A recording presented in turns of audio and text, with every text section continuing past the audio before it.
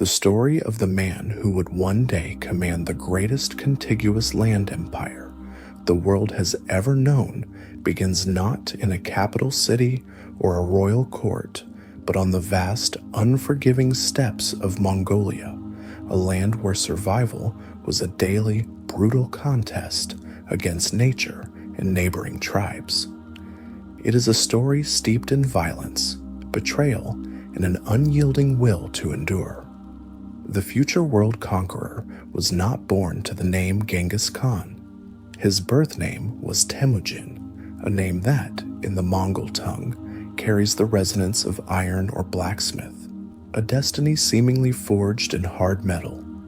Though the exact date is contested by historical sources, Temujin was likely born around 1162 AC in the harsh, mountainous region near the Burkhan Khaldan Mountain, close to the upper reaches of the Onan River in the northern territories of modern-day Mongolia. His lineage was, however, notable. Temujin was born into the Borjigin clan, a minor but proudly aristocratic subdivision of the larger Mongol Confederation. His father was a respected, influential chieftain named Yesugei, pronounced Yesugei, whose standing derived primarily from his own prowess as a warrior and a leader rather than from inherited wealth or immense land holdings. Yesugei had, in fact, earned his own power by seizing Temujin's mother, Hoilun, pronounced Hoilun, from a rival tribe, the Merkit, in a daring raid, a tradition of bride theft common among the steppe peoples, but one that established a bitter and lasting feud with the Merkit tribe that would plague Temujin's early life.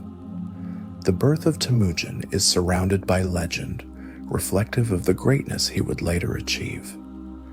It is said that the boy was born clutching a clot of dried blood in his tiny fist, a sign interpreted by the tribal shamans and his mother as a powerful omen of a future defined by conflict and martial glory.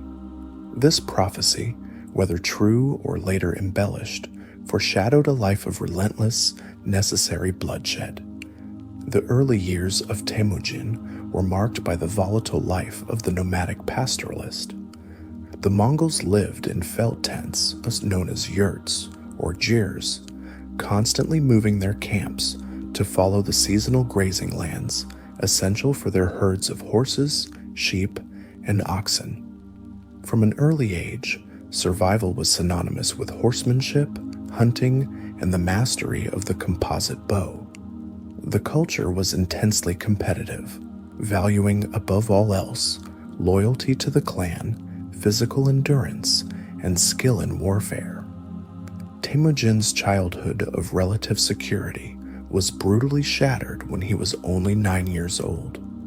Yesugei, his father, was traveling, perhaps seeking to arrange a favorable future marriage for his young son. He encountered a group of members from the hostile Tatar tribe.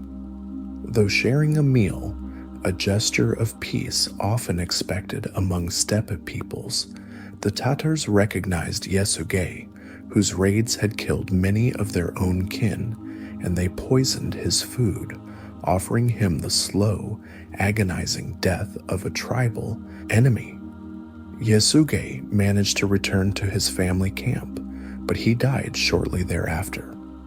The consequences of this loss for the young Temujin and his family were immediate and devastating. In the harsh, pragmatic structure of steppe society, a chieftain's authority was not automatically transferred to his child, especially one so young. Without the protection of the strong, charismatic Yesugei, the rest of the Borjigin clan, the very people they were related to, abandoned Hoelun and her 7 young children, fearing that their new weakness would invite attack from stronger rivals. The clan moved their herds and wealth, leaving Yesugei's family to face starvation and exposure on the vast empty steppe. This act of betrayal by his own people, a profound violation of the tribal code of kinship, etched itself into Temujin's soul. It was a lesson he would never forget, that traditional tribal loyalty was utterly fragile and that self-reliance was the only true guarantee of survival. Hoelun, Temujin's fiercely resolute mother, now assumed the near impossible role of keeping her children alive. She taught them to forage, to fish, and to endure the extreme cold and hunger of the brutal Mongolian winters. Their diet dwindled to roots, wild berries, and occasionally small game caught with primitive snares. Temujin, as the eldest surviving son, was burdened with the responsibility of securing food for his siblings, a crushing weight for a boy. The pressure and desperation led to a dark, formative episode. Driven by competition over a tiny bird or fish caught while hunting, Temujin, supported by his younger brother Kasar, confronted and brutally killed his older half-brother, Bektar. This fratricide was a shocking violation of the family unit, yet it powerfully demonstrated Temujin's early, absolute refusal to tolerate disobedience or challenge to his nascent authority, driven by the sheer necessity of survival. Hoelun, though appalled, could do little more than admonish her son, recognizing the raw, necessary ruthlessness that had now been unleashed within her heir. The family's isolation and helplessness soon attracted the attention of the Taichi Ud tribe, a powerful rival clan who saw the Borjigin remnants as a threat that needed to be extinguished, fearing the revival of Yesugei's bloodline. The Taichi Ud chieftain Targutai Kiriltuk launched a raid, capturing the teenage Temujin and subjecting him to the ultimate humiliation, fitting him with a kangwei, a heavy wooden yoke that locked his head and hands, marking him as a runaway slave and preventing his escape. Temujin's captivity was a moment of profound psychological testing. He lived under constant surveillance, facing the possibility of execution, yet his will to survive remained unbroken. One evening, using the cover of a festival and a moment of inattention by his guards, Temujin managed a desperate, unlikely escape. Still wearing the heavy kangwei, he slipped into a river and hid himself in a bank of high reeds, submerging his head when he was near to being discovered. It was a local Taichi Ud, sympathetic to the young boy's plight, who eventually removed the heavy wooden device, aiding his final flight. This period of relentless adversity, the abandonment by his kin, the fratricide driven by starvation, and the humiliation of enslavement, was not just hardship, it was a brutal apprenticeship. These experiences forged in Temujin a unique, complex character, a profound distrust of traditional tribal bonds, a deep personal understanding of suffering, and an unshakable single-minded focus on loyalty, not to family or tribe, but to those individuals who proved their worth to him through commitment and merit. Temujin realized he could not survive alone. The tribal system of the steppes was a deadly machine that demanded alliance. He began the slow, deliberate process of rebuilding his power, starting with the renewal of old ties and the formation of new, strategically vital friendships. His first critical alliance was with Togrul Khan, the chieftain of the powerful Kariat tribe. Yesugei had been a blood brother, or Anda, to Togrul, and Temujin successfully appealed to the older chieftain to honor the bonds of their fathers. Equally critical was the immediate renewal of his childhood bond with Jamuka, pronounced Jamuka. Jamuka was an Anda to Temujin, a blood brother sworn in the sacred ritual of the steppe. The two men were, for a time, inseparable, sharing all their possessions and leading their small bands together. Jamuka was charismatic, a powerful natural leader, and deeply respected by the tribal aristocracy. This initial alliance provided Temujin with the necessary manpower and political protection to begin his ascent from mere survivor to aspiring leader. The third key factor in this period was his marriage to Berte, pronounced Burtes, the daughter of the chieftain of the Ungarat tribe. This marriage was a fulfillment of the agreement Yasuge had initiated years earlier. Berte was not just a wife, she was a diplomatic prize, securing a strategic alliance with a tribe known for its beautiful women and its relatively peaceful disposition. The brief stability afforded by these alliances was once again violently shattered, this time by the very tribe that Yasuge had stolen Hoilan from decades earlier, the Merkit. The Merkit launched a revenge raid, surprising Temujin's camp at night and capturing his young wife, Burte. Temujin was forced to flee for his life, leaving his wife behind, a humiliation that was, in the rigid cultural code of the steppes, a profound mark of shame. The need to recover Burta became Temujin's first major military campaign and a crucial test of his newly formed alliances. He appealed to both Togrul Khan and Jamuka for aid. Their response was swift and overwhelming. The combined forces of the three leaders launched a massive coordinated attack on the Merkit.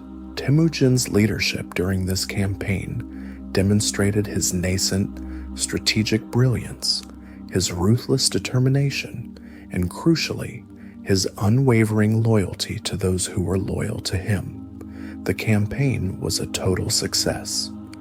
Birte was recovered, and Temujin's name was established as a leader capable of commanding a large, successful military coalition. The return of Birte was a moment of great personal joy, but it also introduced complexity, as she gave birth soon after her rescue to a son named Yoshi, pronounced Jochi. Due to the timing, doubt about Jochi's paternity, whether he was Temujin's son or the son of the Merkit who had captured her, would persist throughout Jochi's life, sowing deep, quiet tension within Temujin's family that would later erupt into open conflict. Temujin, however, publicly claimed Jochi as his own, a powerful display of political strength and personal commitment to his wife. The successful Merkit campaign cemented Temujin's reputation. People began to rally to his banner, not because of his inherited position, which was practically nil, but because of his demonstrated merit, his courage, and his promise of protection and reward for loyalty. He began to attract followers from diverse clans, men who were often marginalized or disillusioned with the existing tribal structure. This influx of new, highly devoted followers created an increasingly uncomfortable situation with his Anda, Jamuka. Jamuka, who led his men in the traditional manner of a tribal aristocrat, favored the rigid, aristocratic hierarchy of the steppes.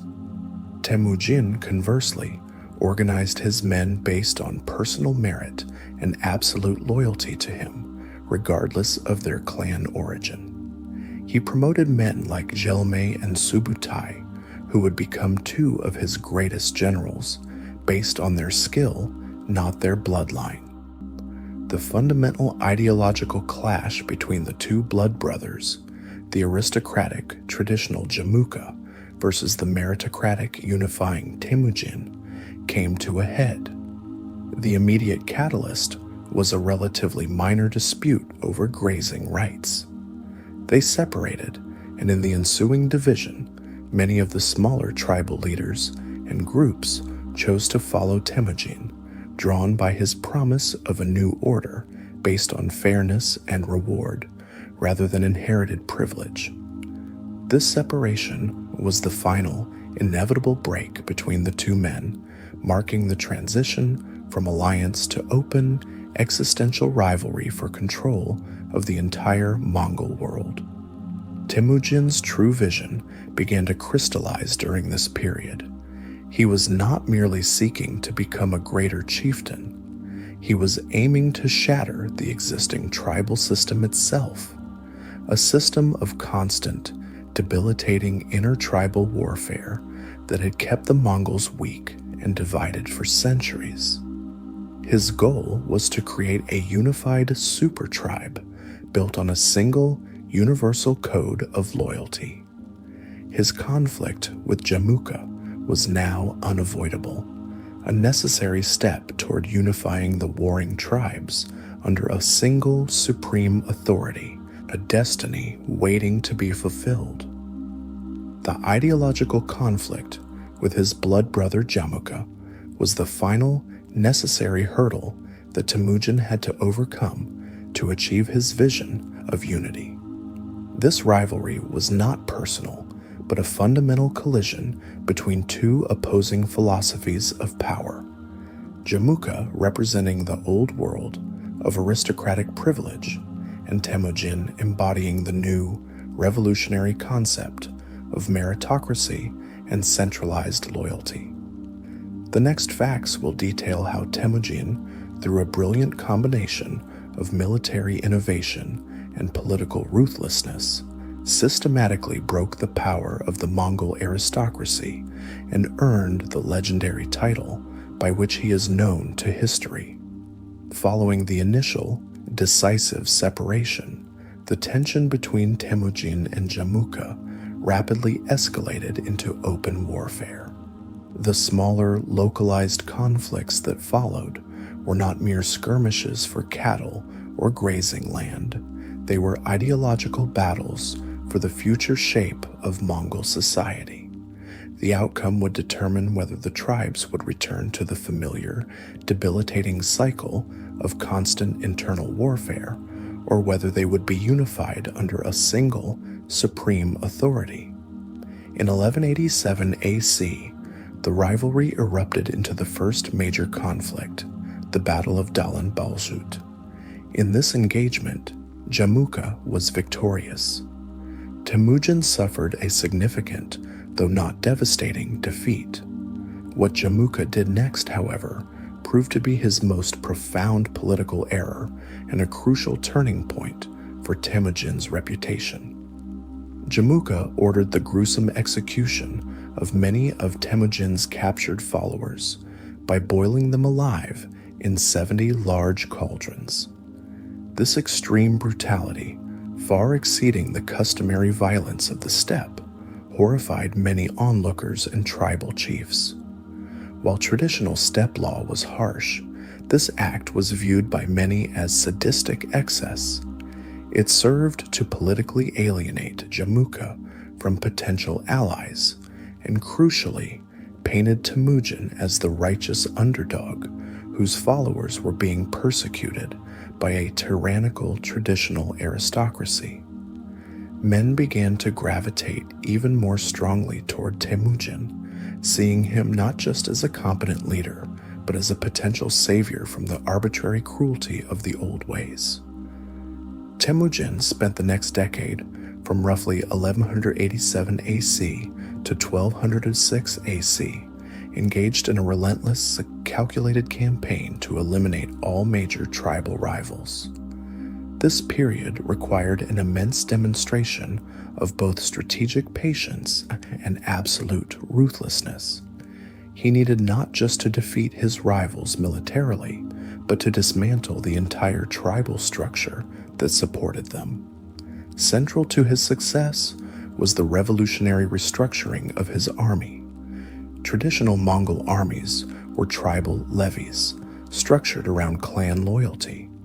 They were effective for raids, but unreliable for prolonged, large-scale campaigns, often dissolving when a campaign went poorly or the required duration was exceeded. Temujin utterly abolished this system. His new army was organized not by clan or tribe, but purely by a decimal system. Grouped men into units of 10, an arban, 100s, a jagan, 1,000, a mingan, and 10,000, a tumen. Critically, the commanders of these units were appointed solely on merit, skill, and personal absolute loyalty to Temujin himself, not on noble birth.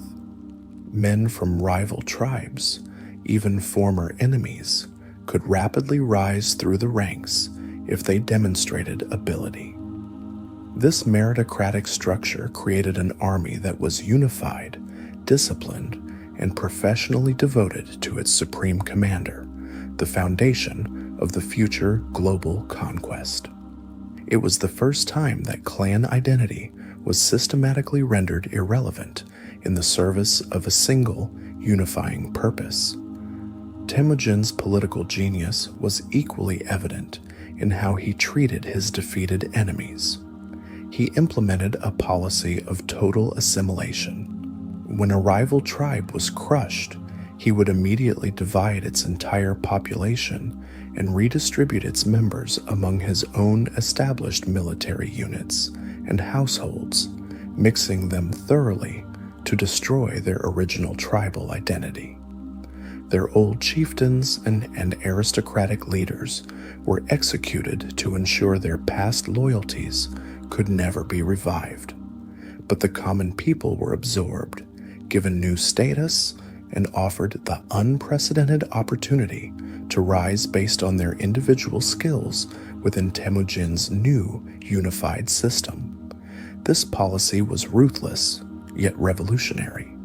It transformed the defeated from potential insurgents into committed, so often highly motivated subjects of Temujin, who now owed their very existence and new status to him alone. One of his most famous victories during this period was against the Tatar tribe, the same tribe responsible for poisoning his father, Yasuge. The campaign was driven by a deep, personal vendetta, yet it was executed with calculating efficiency. After the final, total defeat of the Tatars, Temujin ordered a severe, almost total slaughter of the tribe. This action was brutal, but served a clear political purpose.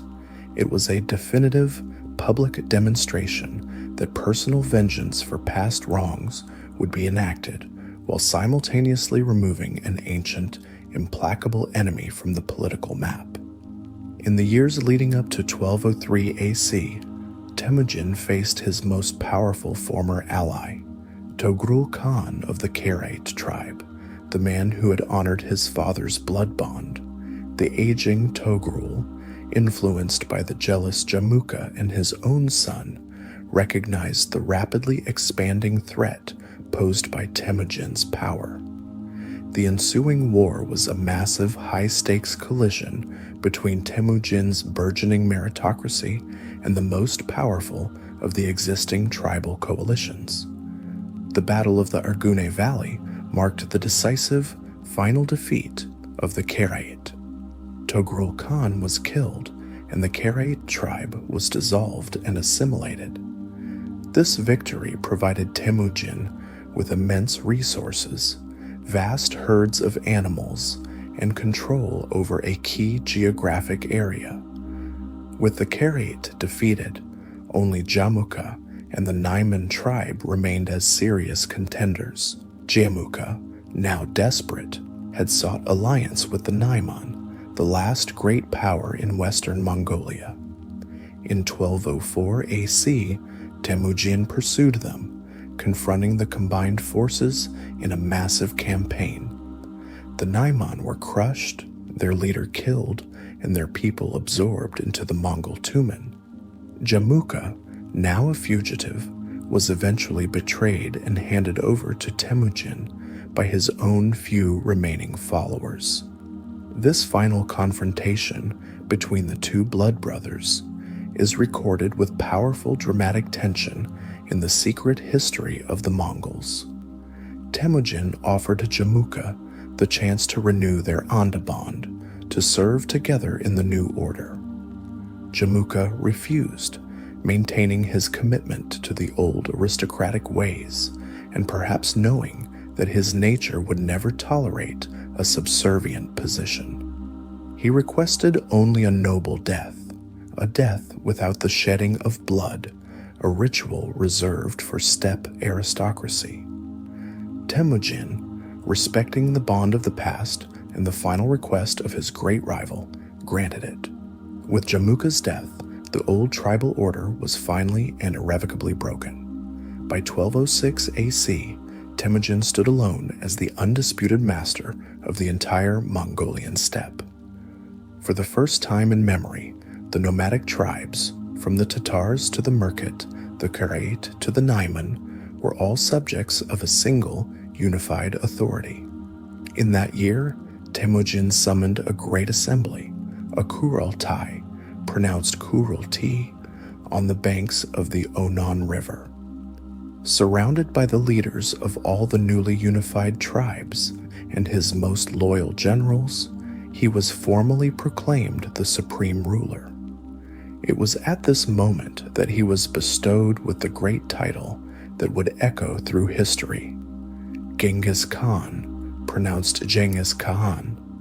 The meaning of Genghis Khan is debated by historians, but the most accepted translation is believed to be universal ruler, or perhaps oceanic ruler, signifying a power that extended over a vast, boundless expanse, uniting the people beneath the sky god, Tengri. This title was not merely an honorific, it was a political statement, proclaiming an authority that was no longer regional or tribal, but universal and divinely sanctioned. At the same Kurultai of 1206 AC, Genghis Khan codified the principles of his new empire. He established the Yasa, his great oral and written legal code. The Yasa was revolutionary because it was intended to apply universally and equally to all subjects, regardless of clan or status, providing a standardized, predictable framework for justice and order. The Yasa addressed core societal issues. It mandated religious tolerance, as Genghis saw all spiritual authorities as subordinate to Tengri, forbade the kidnapping of women, and strictly prohibited the theft of livestock. Its most significant principle, however, was the absolute requirement of loyalty and discipline within the military and administrative structure. By creating the Yasa and the disciplined meritocratic army, Genghis Khan had achieved the impossible. He had transformed a perpetually warring collection of disparate tribes into a unified nation. The energy that had been wasted for centuries in internal feuding was now centralized, focused, and ready to be directed outward. The vast, unified strength of the Mongol cavalry was no longer a threat to itself, but a single, unstoppable military machine. The transition from Temujin to Genghis Khan marked the birth of a unified political entity that would define the next 2 centuries. The newly unified Mongols, now bound by the meritocratic military and the universal law of the Yasa, were ready to look beyond the cold, barren steppes that had previously confined their ambitions. To sustain this new nation, Genghis Khan realized that the raids, which were once about survival, now needed to become a matter of imperial policy.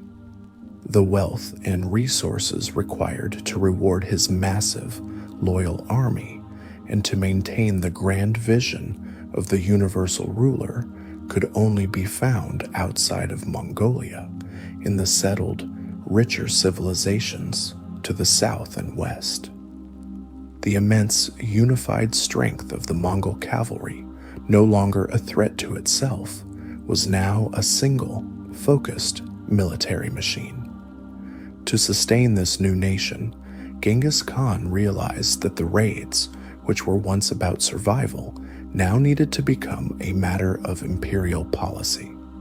The wealth and resources required to reward his massive, loyal army and to maintain the grand vision of the universal ruler could only be found outside of Mongolia, in the settled, richer civilizations to the south and west. The primary targets were the sophisticated empires of China. Genghis Khan's initial targets were not the behemoths, but the strategically important buffer states. His first major campaign was launched against the Shishis, pronounced Shishaya Kingdom, ruled by the Tangut people.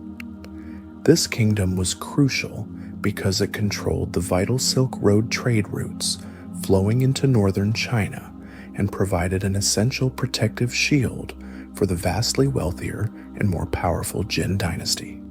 Geographically, it sat directly below the newly unified Mongol homeland.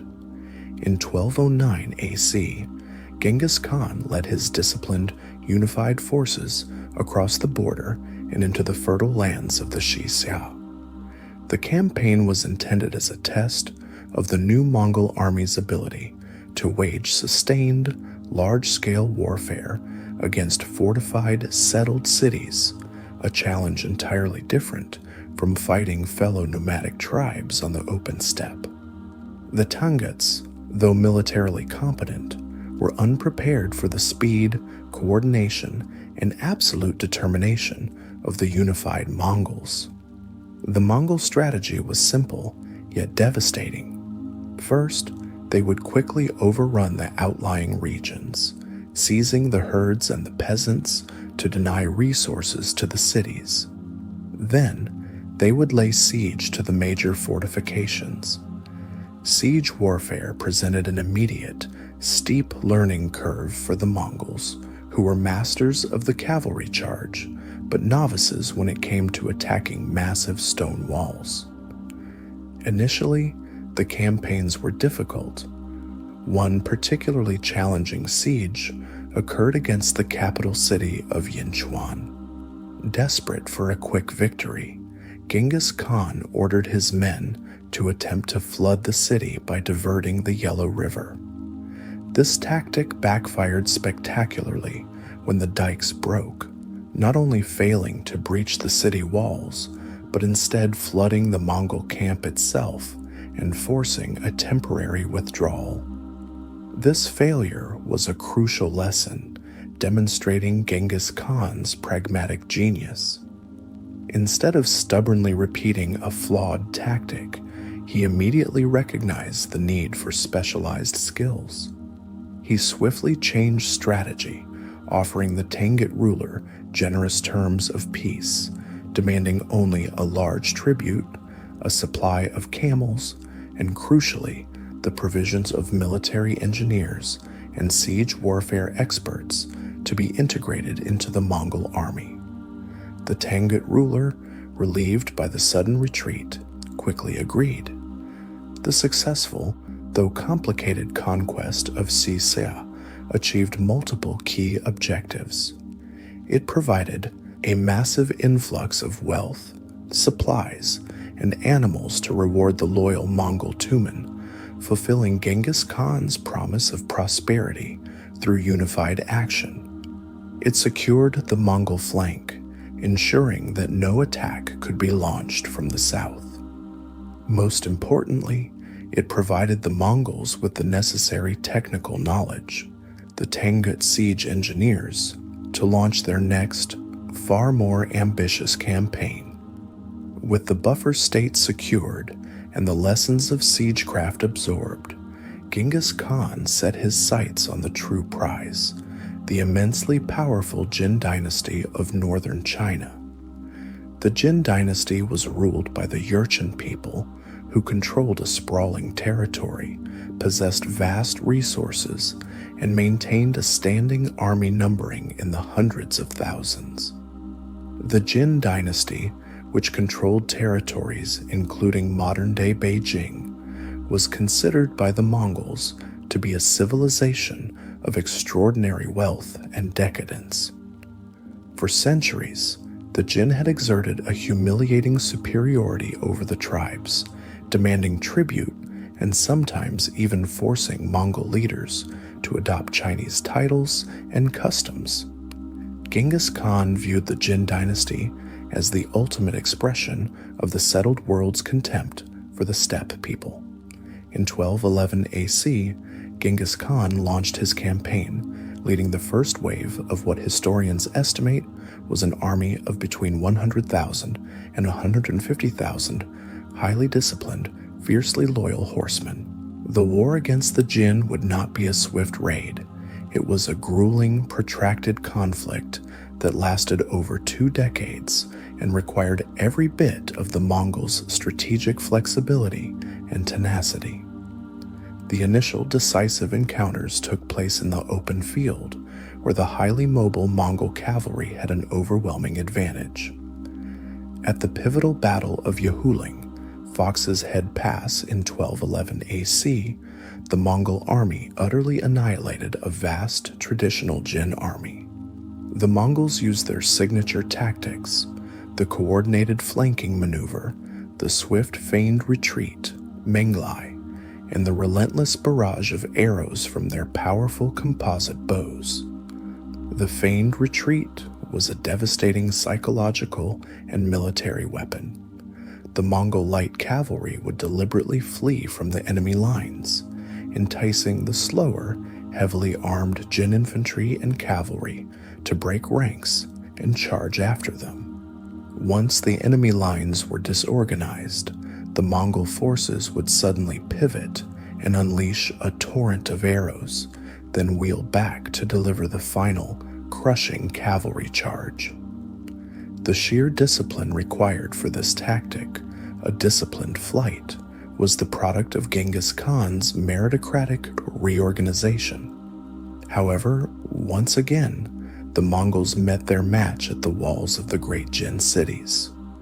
The capital city of Zhongdu, near modern-day Beijing, was one of the largest, most heavily fortified urban centers in the world, with massive, thick walls, extensive moats, and hundreds of thousands of defenders. This challenge demanded a total adaptation of Mongol warfare. Genghis Khan utilized the siege engineers acquired from the Xixia campaign, but he also integrated captured Chinese, Jurchen, and Uyghur experts into his army. The Mongols began to mass-produce powerful trebuchets and catapults capable of hurling enormous stones and fire pots over the city walls. They employed terrifying psychological warfare, sometimes hurling the corpses of the fallen and plague victims into the besieged cities, a brutal tactic intended to break the morale of the defenders. Perhaps the most ruthless tactic employed during the Jin campaign was the use of captured peasants and civilians as human shields or human battering rams. In major sieges, the Mongols would march thousands of captured enemy soldiers and civilians directly to the walls, forcing them to perform the dangerous initial labor of filling the moats and constructing the siege mounds. This forced the city defenders to kill their own people or open the gates to save them. By 1215 AC, after a lengthy, devastating siege that resulted in widespread famine and cannibalism inside the walls, the great city of Zhongdu was finally abandoned by the Jin emperor and captured by the Mongols. The sacking of Zhongdu was one of the most violent and thorough destructions of the early Mongol campaigns, providing Genghis Khan with an unimaginable treasury of gold, silks, grain, and technological knowledge. Crucially, Genghis Khan was not merely a destroyer, he was a pragmatic plunderer. He ensured that while the city was sacked, specific individuals, scholars, artisans, engineers, translators, and administrators were identified, protected, and immediately assimilated into the Mongol Empire. He recognized that the ultimate power lay not just in military force, but in the administration and utilization of the settled world's intellectual resources. The war against the Jin dynasty would continue for many years after the fall of Zhengdu, grinding on even after Genghis Khan's death.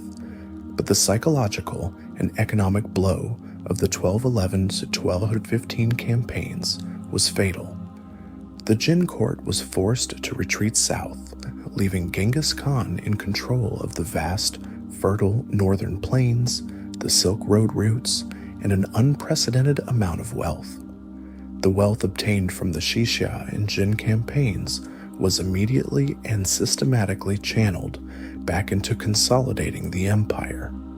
It was used to fund the training of additional cavalry, to reward the generals who had proven their worth through merit, and to maintain the absolute loyalty of the entire Mongol military machine. This economic success cemented the meritocratic foundation of the Yasa and reinforced the idea that unity under Genghis Khan was the path to prosperity. By the end of the Jin campaign's first phase, Genghis Khan had mastered the art of siege warfare, had integrated tens of thousands of foreign specialists into his infrastructure, and had transformed his force from a collection of tribal horsemen into a true imperial army. Sophisticated, multi-ethnic military machine capable of operating across vastly different geographical and cultural landscapes. With his eastern flank secured and his army enriched and expanded, Genghis Khan now turned his attention west.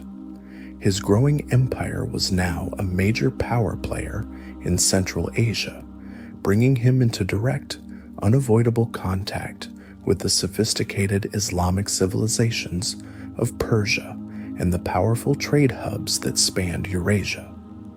The next confrontation would be a diplomatic overture that devolved into a catastrophic, full-scale invasion of an empire far larger and more established than the Jin, a conflict that would forever redefine the geopolitical map of the 13th century.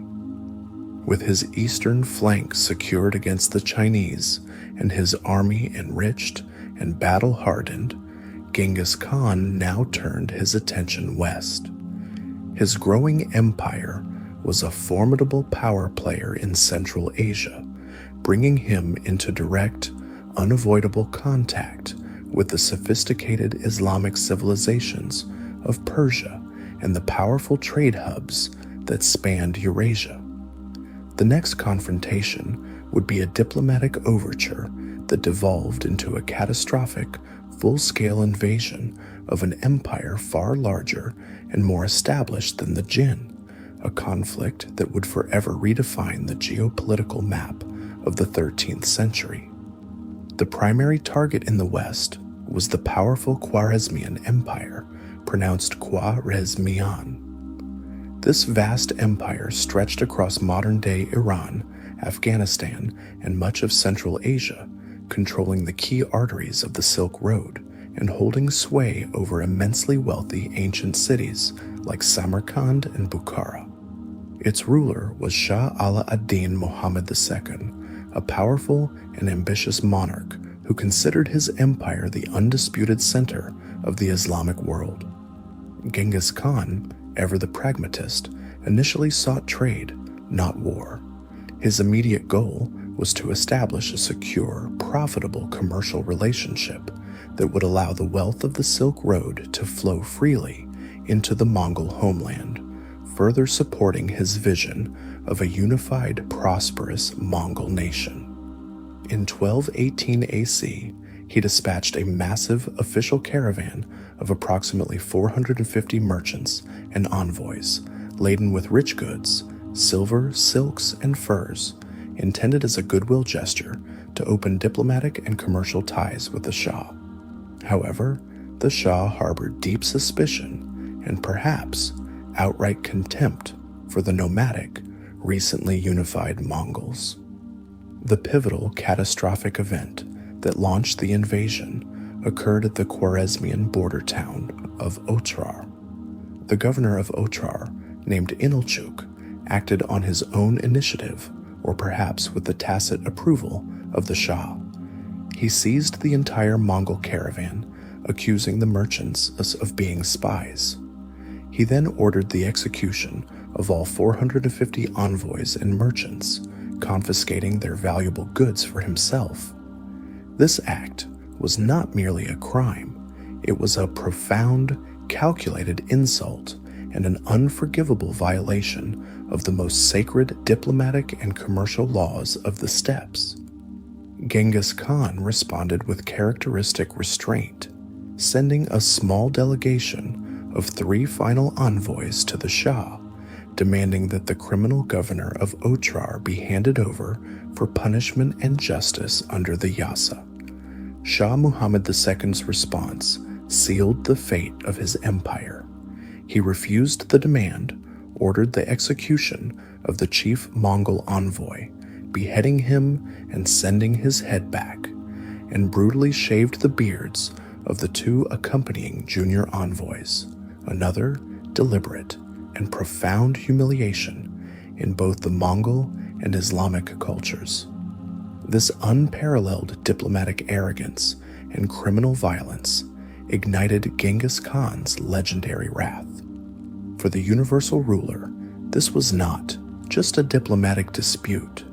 It was a challenge to his divinely sanctioned authority, a violation of universal law, and a threat to the economic future of his unified people. Genghis Khan immediately began preparing for an invasion that would be carried out with the absolute goal of total annihilation and a devastating demonstration of power.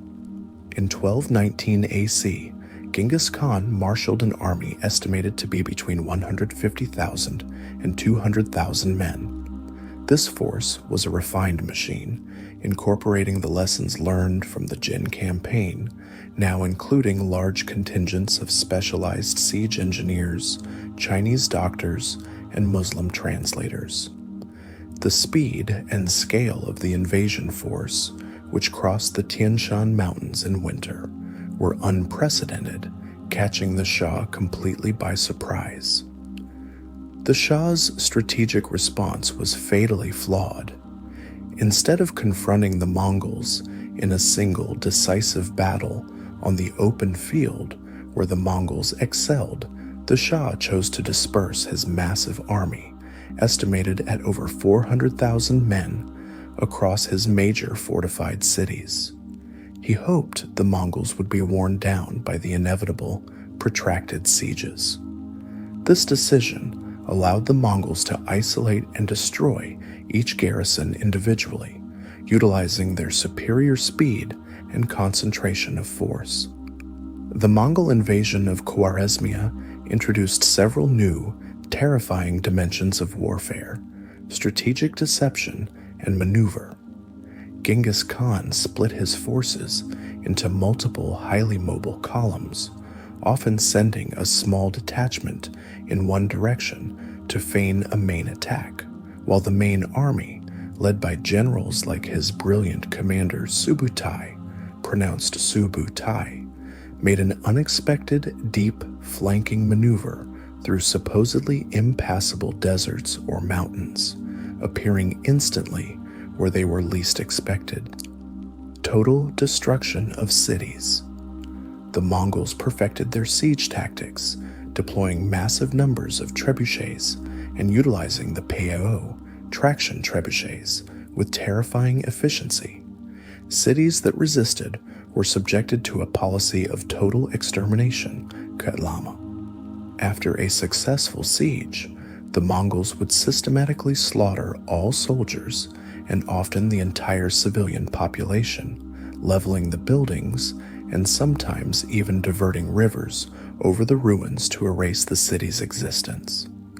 The former city of Otrar, where the initial crime occurred, was the first major target.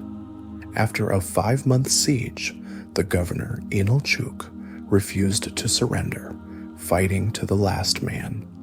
The governor was captured, and in an act of symbolic justice, was reportedly executed by having molten silver poured into his eyes and mouth, a punishment that reflected his greed and cruelty in violating the sacred trust of trade. The ancient cultural heart of Khwarezmia, the great city of Bukhara, fell in 1220 AC.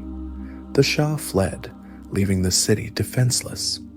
The city's inhabitants were paraded outside the walls, where Genghis Khan, seated atop the steps of the Great Mosque, publicly declared the Shah's actions had incurred the divine wrath of Tengri, the eternal blue sky, claiming he was merely the instrument of their punishment. The city was burned, the inhabitants enslaved or killed, and the library, one of the great intellectual centers of the age, was destroyed. The jewel of the Islamic world, Samarkand, fell next, enduring an even more catastrophic siege. The city was utterly devastated, with only a fraction of its immense population spared, skilled artisans, scholars, and engineers who were immediately shipped back east to Mongolia to serve the empire. As the Mongol forces advanced, Shah Muhammad II fled desperately westward. Genghis Khan ordered the most audacious military pursuits in history, dispatching Subutai and Jebe, pronounced Jebes, with a contingent of 20,000 elite cavalry on a massive, relentless search and destroy mission. This detachment was tasked with finding and killing the Shah, but also with preventing his regrouping or rallying any new resistance. The Shah ultimately died, defeated and despairing, on a small island in the Caspian Sea. But the mission of Subutai and Jebe did not end there. They continued their mission, cutting a path of destruction across northern Persia, the Caucasus Mountains, and the steppes of what is now Russia and Ukraine. This 2-year, 5,000-mile long-range reconnaissance raid was unprecedented in scale and daring, defeating the armies of Georgia and even annihilating a massive combined Russian and Cuman army at the Battle of the Kalka River in 1223 AC, a battle that first brought the Mongols to the attention of terrified Europe. The Khwarezmian campaign was a geopolitical and demographic cataclysm.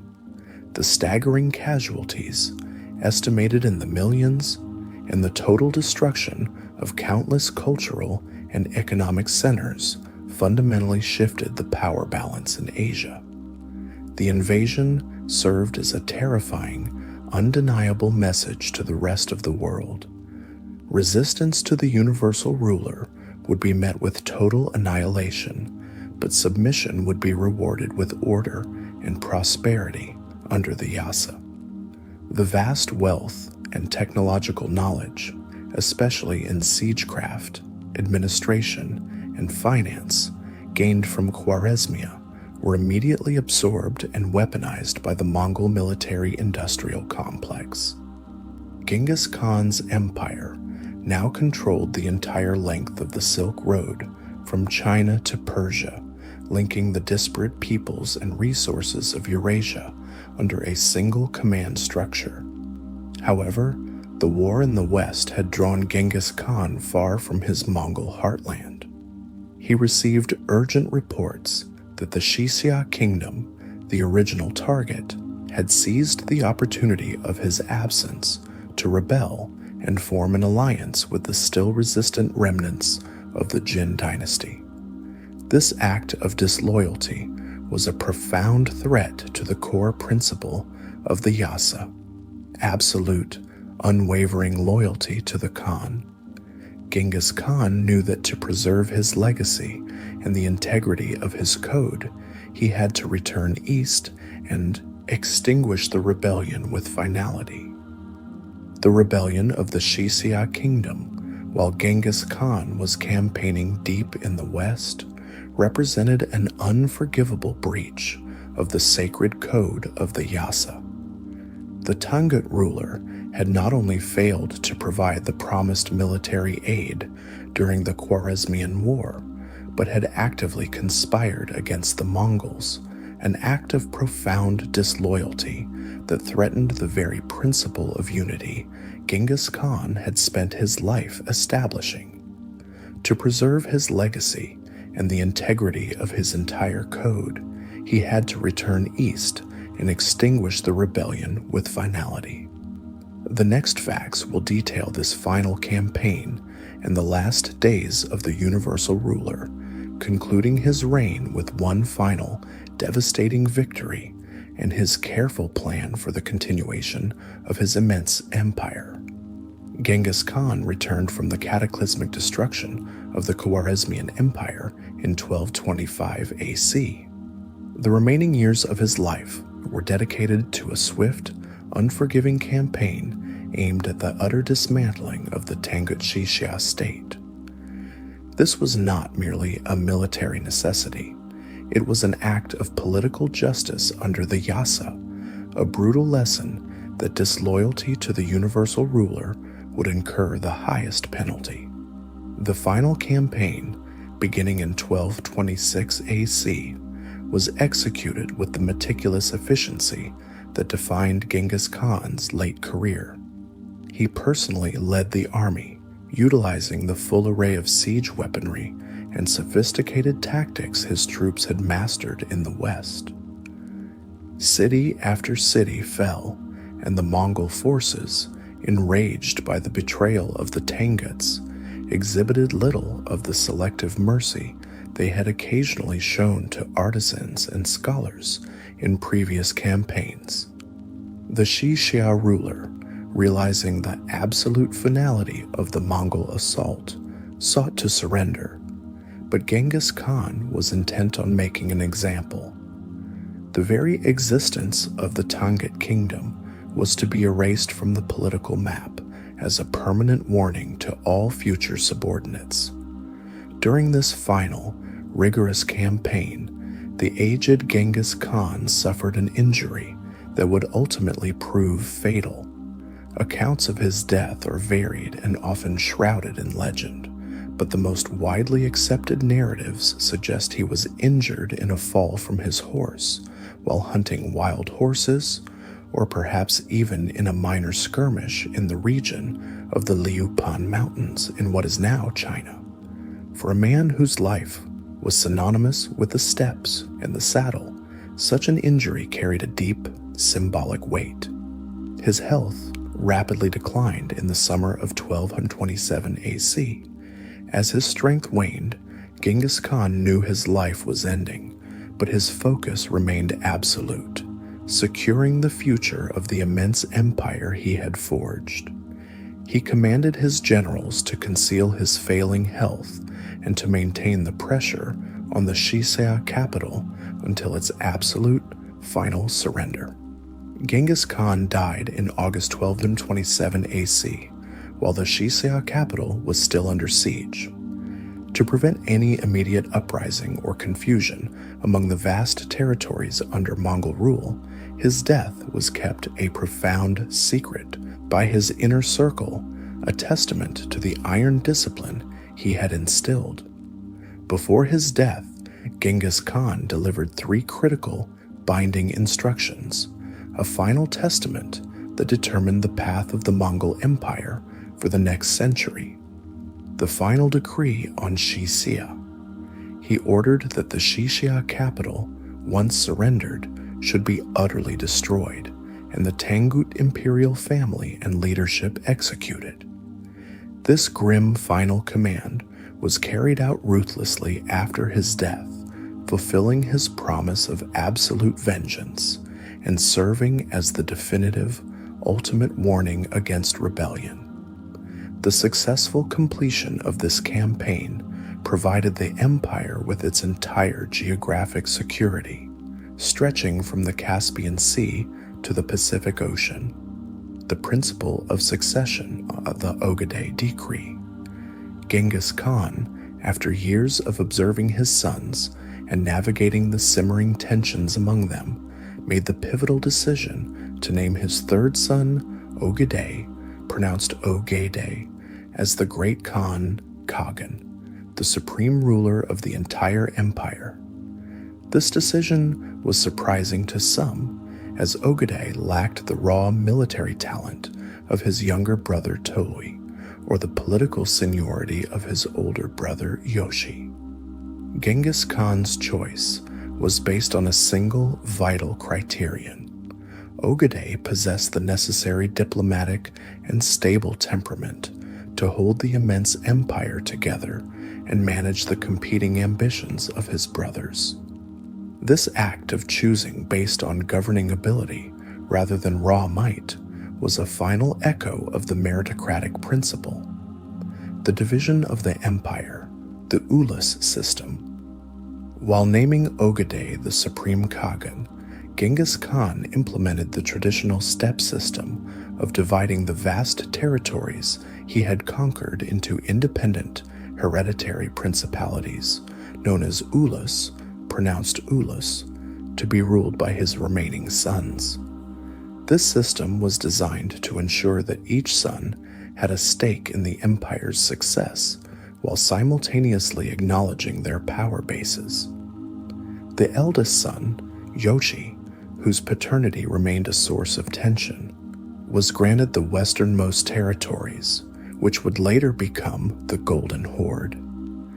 Yoshi himself died before his father, so this Ulus passed directly to his descendants. The second son, Chagatai, received the territories of Central Asia, forming the Chagatai Khanate. The youngest son, Tolui, who was expected to provide the military backbone, received the traditional Mongol homeland.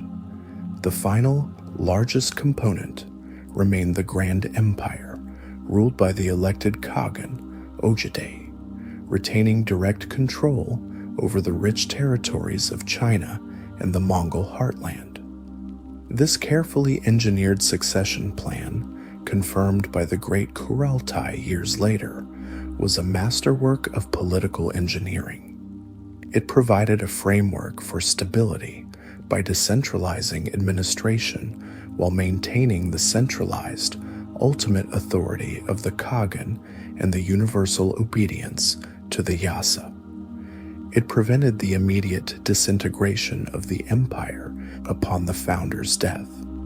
The burial of Genghis Khan is perhaps the greatest enduring mystery of the Mongol Empire.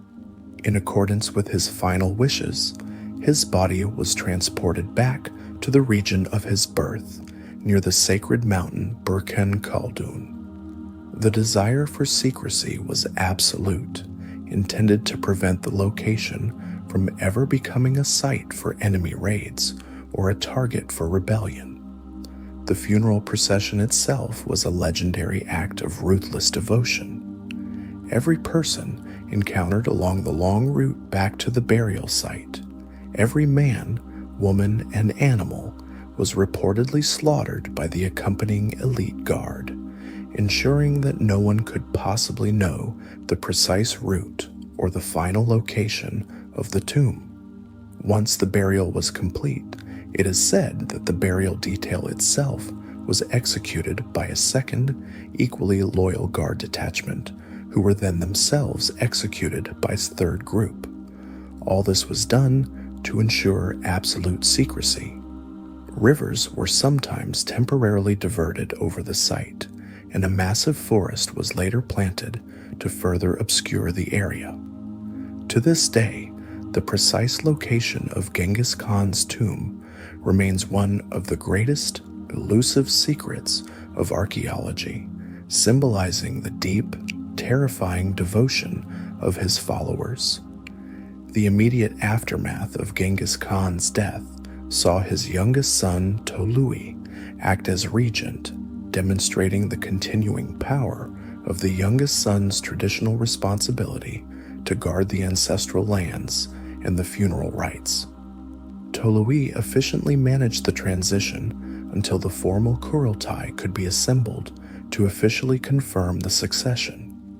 In 1229 AC, 2 years after Genghis Khan's death, the great Kurultai of Mongol nobles and generals finally convened. It was here that Ogedei was formally elected and acclaimed as the second great Khan, Kagan, thus confirming his father's final decree and upholding the established meritocratic system of succession. Ogedei's ascension marked the official continuation of the empire, signaling to the world that the unified Mongol force was not a temporary phenomenon dependent on one man, but a permanent, formidable political reality. Ogedei immediately set about fulfilling his father's final strategic goals, most importantly, the total subjugation of the Jin dynasty. Genghis Khan had severely weakened the Jin, but had not extinguished them entirely. Ogedei, supported by the immense military resources and generals inherited from his father, launched the final, devastating assault on the Jin. The total conquest of the Jin dynasty was achieved in 1234 AC. The fall of the Jin marked the permanent establishment of the Mongol presence in China, bringing massive administrative and financial resources under the control of the unified empire and providing the vast infrastructure necessary to support the next, even more ambitious phase of global expansion. The legacy of Genghis Khan was thus secured.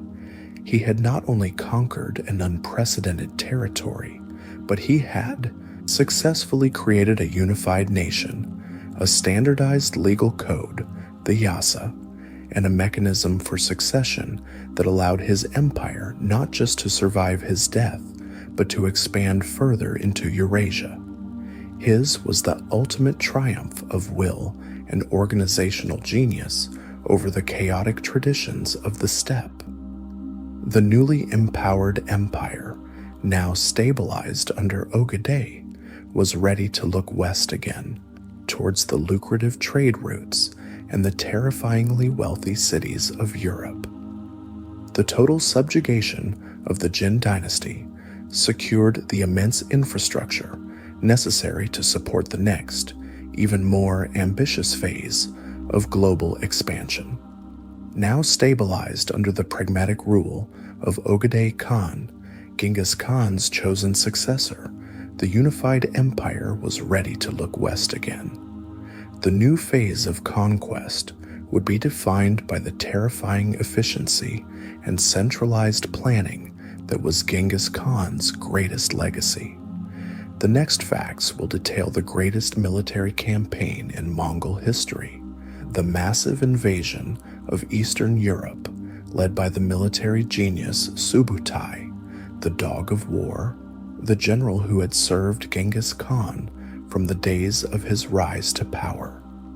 The decision to launch a full-scale invasion of Europe was made during the Great Kurultai of 1235 AC, where the Mongol leadership decreed the conquest of the lands of the far west, the territories that stretched beyond the Volga River into the vast plains of Eastern Europe. This was not a punitive raid. It was a strategically planned war of total conquest, motivated by the need to secure the northern flank of the territories assigned to Yoki's line, the Golden Horde, and to provide massive new wealth for the empire. The entire campaign was placed under the nominal command of Batu Khan, the highly ambitious and capable son of Yochi. However, the real architect and operational commander of the campaign was the aging but relentlessly brilliant general Subutai Bahadur, the Valiant. Subutai was a master of logistics, intelligence, and large-scale operational maneuver, arguably the most skilled military commander of the Middle Ages. He had personally scouted much of the territory during his earlier, audacious reconnaissance raid with Jebe, giving the Mongols an unprecedented intelligence advantage. In 1236 AC, the colossal Mongol invasion force, estimated at between 150,000 and 200,000 horsemen, began its terrifying march westward. The first major targets were the various Rus' principalities, the fragmented, often warring states that constituted what is now Russia and Ukraine. The Mongol strategy was meticulous, planned years in advance. The Mongol invasion of the Rus' lands was not simply a sweep, it was a systematic, city-by-city destruction. The Mongol armies, utilizing their devastating siege technology, now featuring advanced Chinese-style trebuchets capable of hurling massive stone balls, attacked during the winter months. This timing was a masterful stroke of tactical genius, as the frozen rivers and swamps, impassable during the summer, became temporary, hard highways for the massive cavalry force, completely neutralizing the natural defenses that the Russes had relied upon. The wealthy cities of Ryazan, Vladimir, and Suzdal fell in quick succession. The city of Kozelsk famously held out for 7 weeks, earning it the grim Mongol nickname, the City of Woe. When it finally fell, the Mongols executed every inhabitant. The final great city of Kiev, the cultural and religious heart of the Rus world, was destroyed in 1240 AC. The systematic destruction crippled the political and cultural development of the Rus' lands for centuries, establishing the long-lasting Tatar yoke. With the Rus principalities subdued and reduced to tributaries, Subutai did not pause. In 1241 AC, he launched the invasion of Central Europe, dividing his forces into 3 main columns, a demonstration of coordination over immense distances never before witnessed. The ultimate goal was to prevent the powerful kingdoms of Poland and Hungary from uniting their forces against the Mongols.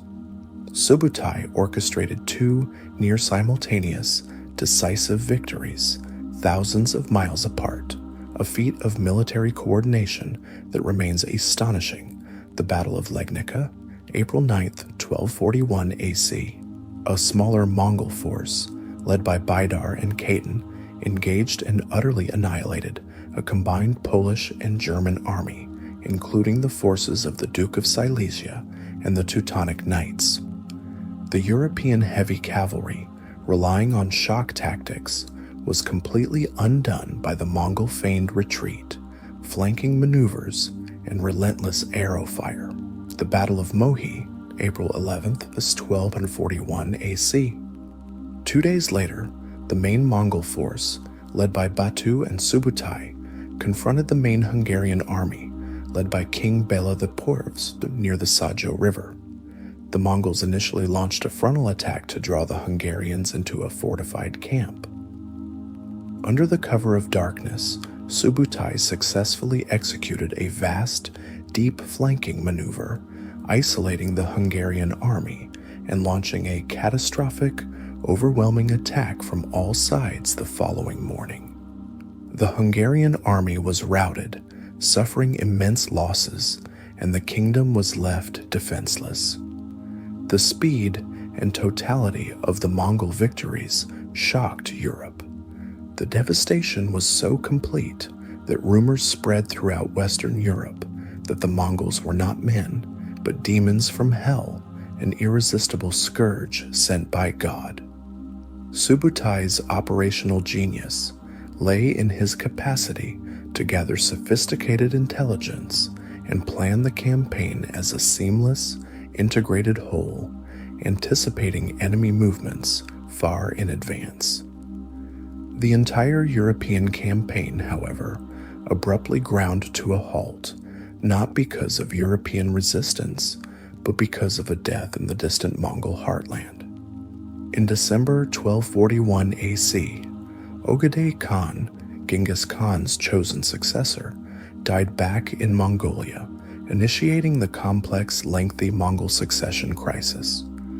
The Mongol law of succession required all imperial princes of the blood, including Batu Khan and the other great commanders in the European theater, to immediately cease all operations and returned to the Mongol heartland for the necessary Kurultai to elect the next great Khan.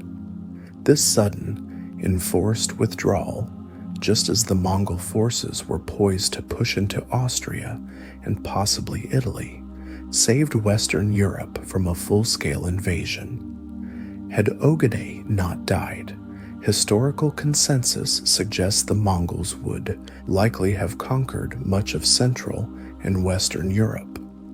The mechanisms of empire, communication, and administration, the breathtaking speed and scale of the Mongol conquests, stretching from the Pacific Ocean to the borders of Germany, were not simply due to superior cavalry.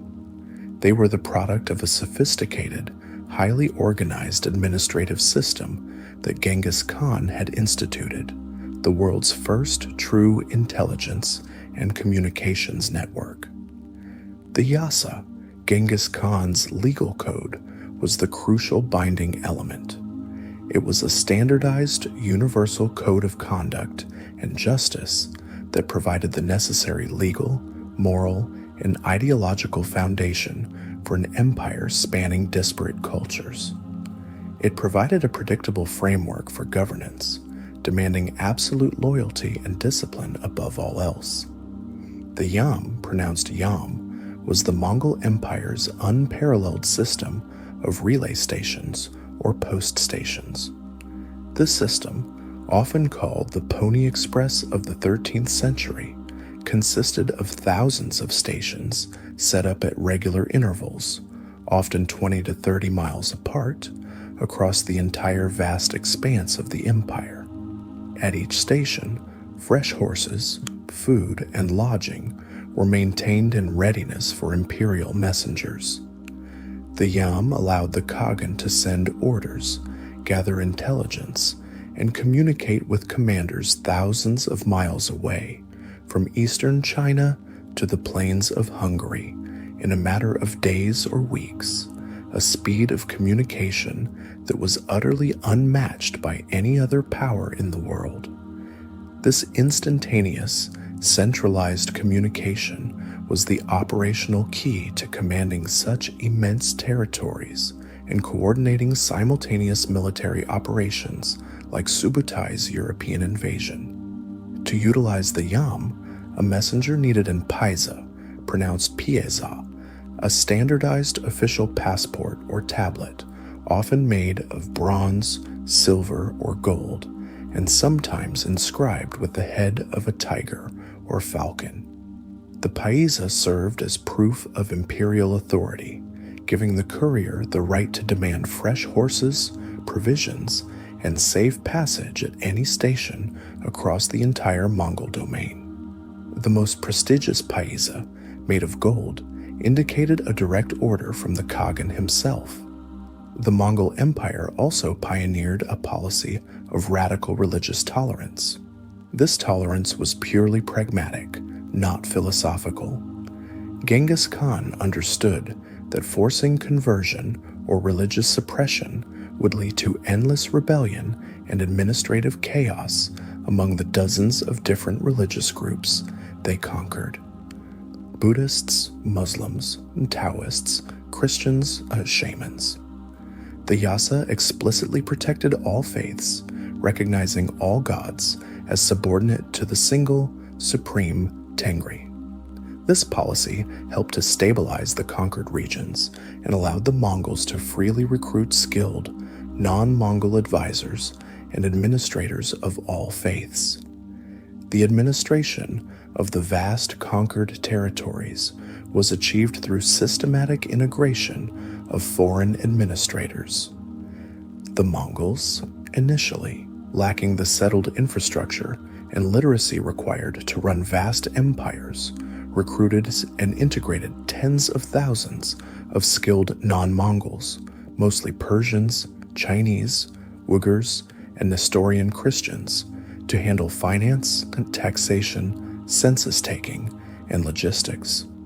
These men were given power and status based entirely on their merit and loyalty to the Mongol system. The census was a massive, recurrent logistical undertaking that was essential for the empire's function. The Mongols systematically conducted meticulous censuses across all conquered territories, which were necessary for accurate taxation and for raising reliable military levies. The information gathered provided the Khagan with precise data on the economic and demographic resources available to the empire, a massive advantage over their rivals. The sheer scale and organization of the Mongol Empire, its discipline, communication, and intelligence were the ultimate achievements of Genghis Khan's organizational genius. He had transformed the chaotic traditions of the steppe into a highly efficient, centralized machine that sustained the greatest wave of conquest in history. However, the requirement for all princes to return home following Ogedei's death introduced the very element Genghis had sought to prevent: the threat of political fragmentation and the erosion of central authority. The requirement for all imperial princes to return home following the sudden death of Ogedei Khan in 1241 AC introduced the very element Genghis Khan had sought to prevent: the threat of political fragmentation and the erosion of central authority. The next facts will detail the intense, destabilizing succession crisis that followed, leading to a temporary halt in military expansion and the eventual fracture of the Mongol Empire into the distinct, often warring Khanates. The death of Ogedei triggered a 5-year period of political instability that temporarily paralyzed the unified Mongol state. According to the Yasa and Mongol custom, the great Khan, Khagan, had to be elected by a grand assembly, the Kurultai, from the male descendants of Genghis Khan. This process was lengthy, involving the summoning of princes, generals, and nobles from across the vast empire, and was intensely political, often descending into bitter factionalism. Following Ogedei's death, the empire was nominally ruled by his widow, Turagin Khatun, pronounced Tur-egen Khatun, who acted as regent. Turagin was a shrewd and determined woman who spent the next 5 years maneuvering to secure the election of her own son, Guyuk, pronounced Guyuk, as the next Khagan, often against the wishes of the rival family branches, particularly the powerful Toluids, descendants of Genghis Khan's youngest son, Tolui, and the western Jochids, the line of Batu Khan. Turagin's regency saw a significant shift in the structure of the Mongol court. To secure support, she began to heavily favor foreign, settled administrators, particularly the Muslims and Uyghurs, who possessed the financial and organizational skills necessary to run the wealthy Chinese territories. This reliance on non-Mongol bureaucrats was practical, but it alienated many of the traditional, staunchly nomadic Mongol generals who viewed these administrators as corrupting influences. In 1246 AC, the Kurultai finally convened, an event that was perhaps the grandest, most ostentatious display of imperial wealth and power the world had yet seen. Emissaries, princes, and diplomats traveled thousands of miles, including representatives from the papacy in Europe, to witness the election. After immense political maneuvering orchestrated by Turagin, Guyuk Khan, Ogedei's son, was officially elected as the third Great Khan. Guyuk's reign, however, was brief and highly contentious. He quickly clashed with his powerful cousin, Batu Khan, the leader of the Western Golden Horde and son of Jochi, who had been instrumental in the European campaign. The rivalry between the Ogedeid line, Guyuk, and the Jochid line, Batu, was rooted in old family tensions including the long-standing paternity doubts surrounding Yoshi. This rivalry soon escalated into a deep political and military confrontation. In 1248 AC, Genghis Khan, intending to resolve the conflict by force, set out westward with a large army, ostensibly moving toward the domain of Batu Khan. However, Genghis died unexpectedly on the journey. His early death, like his grandfather's, triggered a fresh, immediate, and even more chaotic succession crisis, plunging the empire into a second period of political paralysis.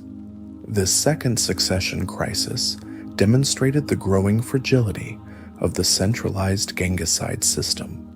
The death of Genghis allowed the hitherto marginalized Toluid branch, the descendants of Genghis Khan's youngest son, Tolui, to finally challenge for the supreme power. The Toluid line, while lacking the official position of Khagan, held immense practical power, controlling the traditional Mongol homeland and the loyalty of the core, most powerful Mongol military forces. The great political architect of this Toluid ascent was Sorghaghtani Beki, pronounced Sorghaghtane Beki, the brilliant, highly intelligent widow of Tolui and mother of the four great Toluid princes, Monke, Kublai, Hulagu, and Arik Boke. Sorghaghtani Beki was a Nestorian Christian, a savvy politician, and a woman who had meticulously cultivated influence and alliances across the empire, particularly with the generals and bureaucrats who resented the recent rule of the Ogadaids. She was arguably the most powerful and influential woman in the entire history of the Mongol Empire. Sorghaghtani Beki orchestrated a series of brilliant political maneuvers, culminating in the Kurultai of 1251 AC. Through the sheer financial power of the Toluid line, the immense influence of her sons, and the support of the Western Joshits, Batu Khan, her son's cousin, backed the Toluids against the Ogadaids. Her eldest son, Monke, pronounced Monke, was elected as the fourth Great Khan. The ascension of Monke marked a true Toluid revolution. The Toluid line had successfully seized control of the unified empire from the previous ruling Ogadaid and Chagatai lines. Monke's first act was to launch a massive, ruthless purge of the rival Ogadaid and Chagatai leadership, executing several princes and officials. This purge, though brutal, cemented the power of the Toluid faction and restored a degree of stability and centralized control to the fragmented empire. The election of Monke brought a profound shift in imperial focus. While the Ogadaid Khans had been primarily concerned with maintaining the status quo and consolidating wealth, the Toluid Khans, particularly Monke, were imbued with a renewed sense of Genghis Khan's original universal mission. They believed that the mandate from the eternal blue sky, Tengri, was incomplete until the entire world was subjugated. The internal squabbles were over. The great waves of conquest were set to resume. Ogaday's legacy, the shift to settled power. Despite the political chaos of the succession crises, the reign of Ogaday Khan left a crucial, permanent legacy: the institutionalization of settled governance and the shift of the empire's center of gravity. Ogaday Khan was the first Mongol ruler to fully grasp that a global empire could not be managed solely from nomadic felt yurts. He began the process of moving the Mongol administration away from the ephemeral camps of the steppe toward a permanent, centralized capital. In 1235 AC, Ogaday commissioned the construction of a permanent capital city, Karakorum, pronounced Kar-a-Korum. Located in the Orkhon Valley in the traditional Mongol heartland, Karakorum was designed to be the symbolic and administrative center of the immense empire. Karakorum was a remarkable microcosm of the Mongol Empire itself. It was a planned city built with distinct, separate quarters for different ethnic and religious groups: Chinese, Muslim, and European artisans, merchants, and administrators. It featured Buddhist, Muslim, Christian, and Taoist temples, embodying the empire's policy of pragmatic religious tolerance under the centralized authority of the Khagan. Its construction symbolized the transition from a purely nomadic raiding state to a settled, unified imperial power. Ogedei also institutionalized the complex, foreign-run administrative systems necessary to manage the vast resources of China and Persia. He established a formalized taxation system for the settled regions, moving away from simple plunder to a predictable annual revenue stream. He instituted an organized state bureaucracy, staffed primarily by educated Chinese and Muslim officials, ensuring that the resources generated by the conquered territories were reliably channeled back to the central Mongol treasury. This shift was essential for the continuation of the empire. The immense annual revenue collected allowed the Khagan to fund massive projects such as the construction of Karakorum, and most importantly, to finance the future global campaigns. The era of the simple, unified raiding force was over. The era of the sophisticated, financially sustained imperial machine had begun. The stabilization provided by the Toluid Revolution under Mongke now allowed the empire to fully mobilize this institutionalized financial and military structure. Mongke, recognizing the strategic genius in his own family, prepared the two final massive campaigns of conquest: the continuation of the subjugation of southern China and the total, devastating conquest of the Middle East. He entrusted these campaigns to his two equally brilliant brothers. Kublai Khan, pronounced Kublai Khan, was given the massive task of conquering the wealthy Song dynasty in southern China, while Hulagu Khan, pronounced Hulagu Khan, was given the mission of destroying the remaining Islamic caliphates in the Middle East. These two campaigns, launched simultaneously, would represent the final, devastating flourish of the Mongol conquest, pushing the boundaries of the empire to their absolute, logical limits. The stabilization provided by the Toluid Revolution under Mongke Khan allowed the unified empire to fully mobilize its sophisticated, institutionalized financial and military structure. Mongke, driven by the renewed sense of Genghis Khan's universal mandate, prepared two final massive campaigns of conquest. He launched his brother Kublai Khan against the wealthy southern Song dynasty in China, and his other brother Hulagu Khan, pronounced Hulagu Khan, against the heart of the Islamic world, the Abbasid Caliphate in the Middle East. This campaign, commencing in 1253 AC, was one of the largest and most meticulously planned military undertakings in Mongol history since the European invasion. Hulagu was dispatched with a colossal force, estimated at nearly 150,000 men, a fifth of the entire imperial military strength. The objective was absolute: the destruction of the assassins, Nizari Ismailis, in Persia, and the total subjugation of the Abbasid Caliphate in Baghdad, the historical, spiritual, and cultural capital of the Islamic world. The long march of Hulagu's army across Central Asia was an administrative miracle. The logistics required to move and supply such a massive force, including all their horses, equipment, and siege trains, over thousands of miles of difficult terrain, demonstrated the complete mastery of the Yam communication system and the highly effective foreign-staffed bureaucracy established by Ogedei.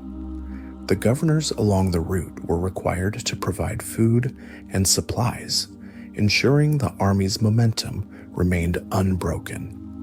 Hulagu's initial target was the terrifying, secretive sect known as the Assassins.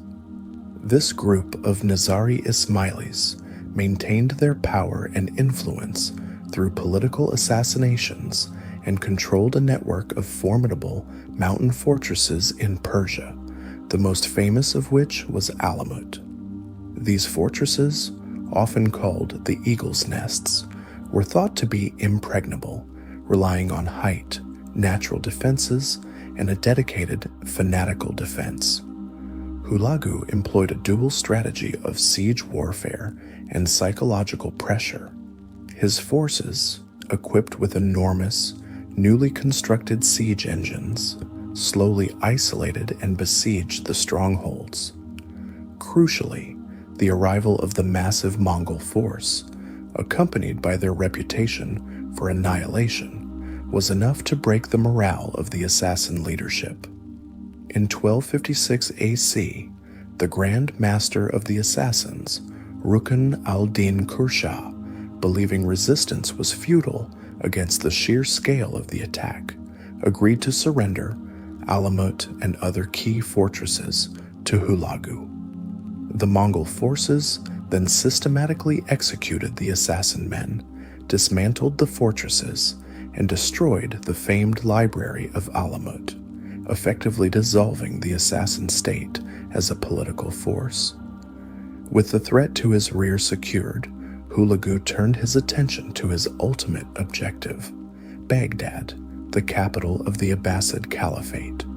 The Caliph, al-Mustasim, was the descendant of the Prophet's uncle, the spiritual and theoretical political head of Sunni Islam, and the ruler of a city that had been the undisputed intellectual and cultural center of the world for over 500 years.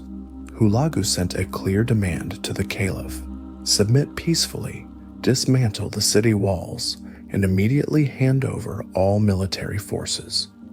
The Caliph, displaying fatal arrogance and a profound misunderstanding of Mongol power, refused. He sent back a defiant, dismissive message, essentially threatening Hulagu with the wrath of the entire Islamic world. In January 1258 AC, Hulagu's immense army laid siege to Baghdad. The Mongols employed the same devastating combination of strategic maneuver and siege technology that had proven so effective in Khwarezmia and China. They rapidly surrounded the city, cutting off all supplies, and deployed hundreds of siege engines, relentlessly bombarding the massive walls with massive stones and incendiary devices. The siege of Baghdad lasted barely 12 days, a remarkably short time for such a major fortress. The Caliph, realizing his error too late, attempted to negotiate, but Hulagu's terms had changed from subjugation to annihilation. In February 1258 AC, the Mongols stormed the city. The sack of Baghdad was one of the most catastrophic events in the history of the Middle Ages. The Mongol forces, released from the tight discipline of the march, unleashed a terrifying, indiscriminate destruction. Estimates of the dead range from 100,000 to over 1 million people. The cultural devastation was equally severe.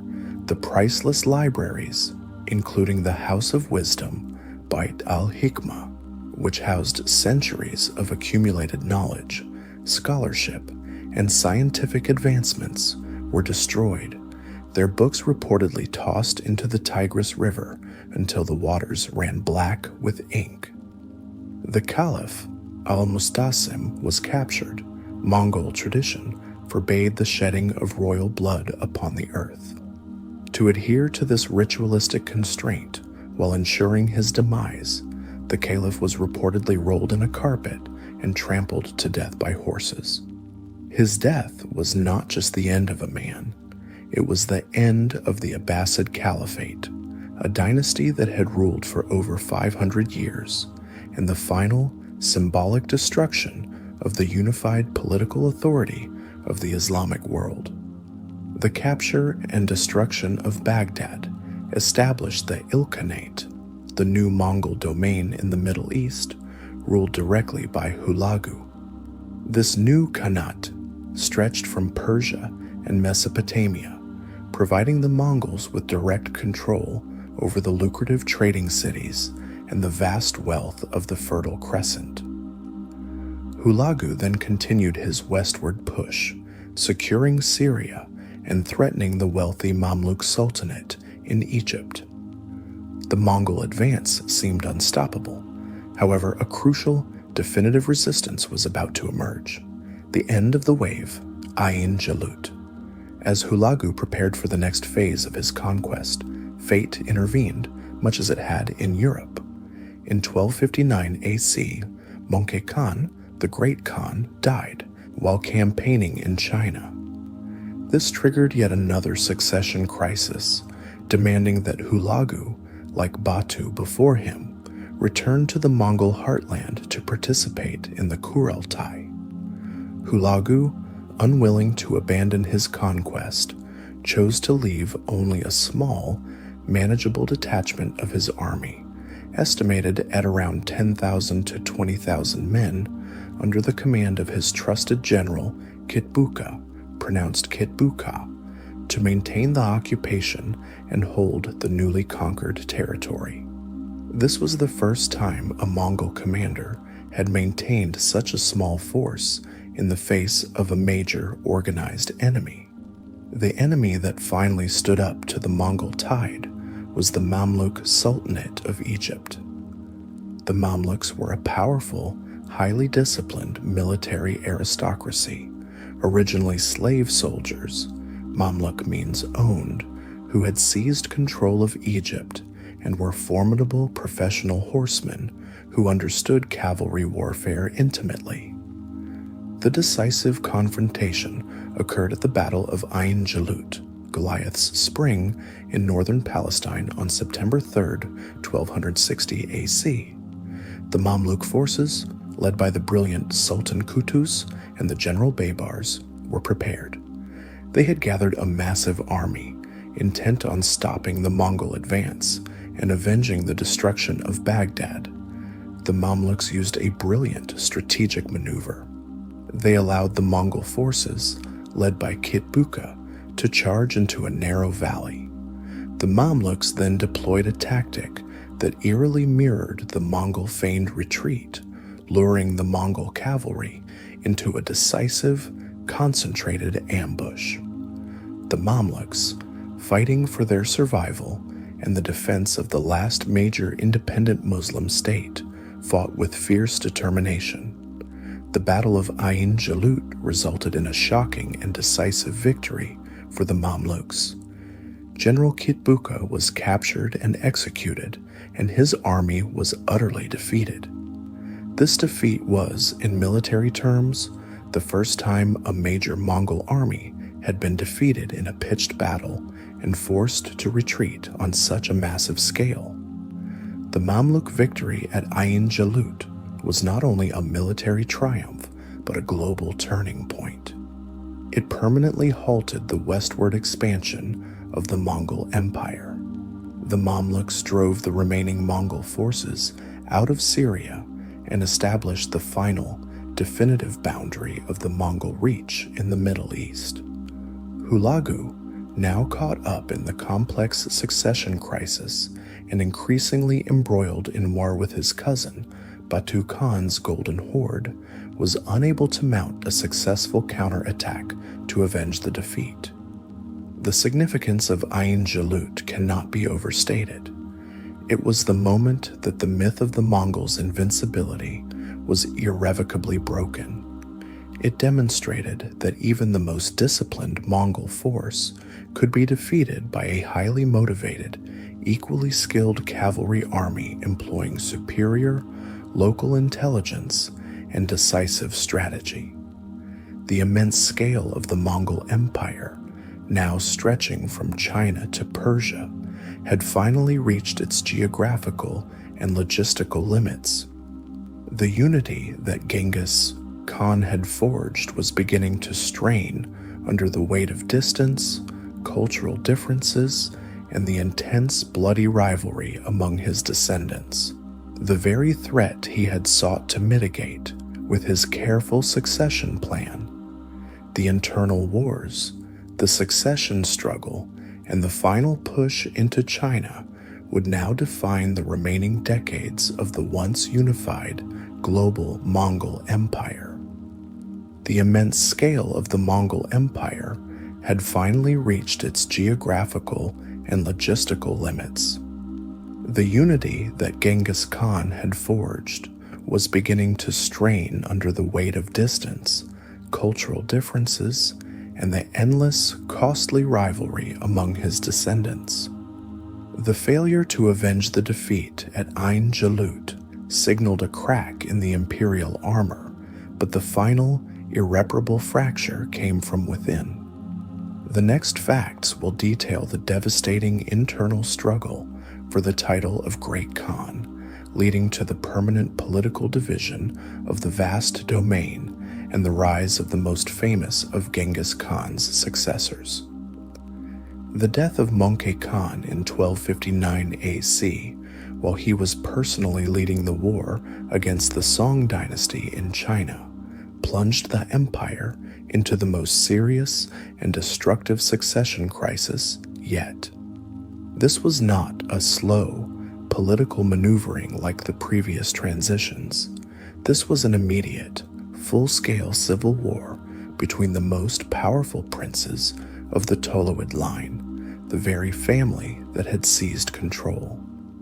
The contenders were Mongol's two younger brothers, Kublai Khan, pronounced Kublai Khan, who was successfully directing the war in the east and commanded the loyalty of the sophisticated, wealthy armies and administrators of China.